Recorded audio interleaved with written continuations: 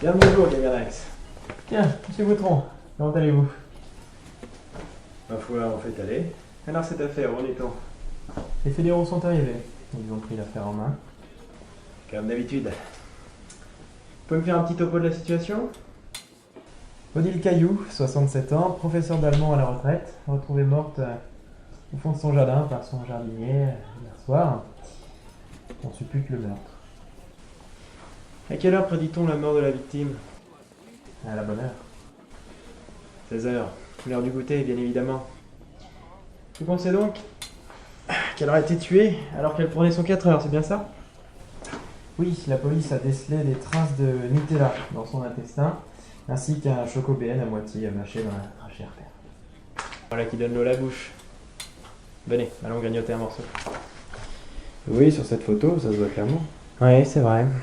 Mais ça n'explique toujours pas comment et pourquoi cette pauvre femme s'est trouvée au fond de son jardin. Mais pour ce qui est du comment, s'il s'agit d'un meurtre, le meurtrier aurait très bien pu la mettre au fond du jardin. Vous oubliez que la victime pèse. Le meurtrier aurait très bien pu utiliser une boîte. Qu'il aurait mise où? Il l'aurait brûlée. Je ne suis pas sûr qu'une brouette se brûle aussi facilement, Gaillarnax. De plus, nous aurions retrouvé des traces de feu, non? Le meurtreur aurait pu les dissimuler. Avec de l'eau. Voyons, Gaillarnax, vous savez très bien que eau et feu ne font pas bon ménage. Non, il faut continuer à chercher. Est-ce que vous avez questionné l'entourage?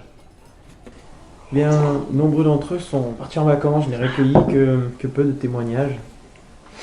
Que vous ont-ils dit? Bien, il s'agit d'une vieille dame, on ne la voit pas beaucoup, elle ne sort que pour faire ses courses. Les gens pensent que c'est pour s'acheter à manger. Nous voilà bien avancés.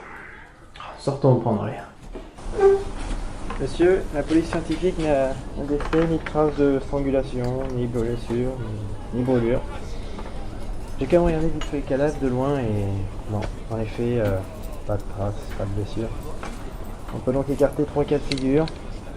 Elle n'a pas été écrasée par un camion-citerne, brûlée dans l'explosion d'un baril de pétrole, ni fusillée par la Gestapo.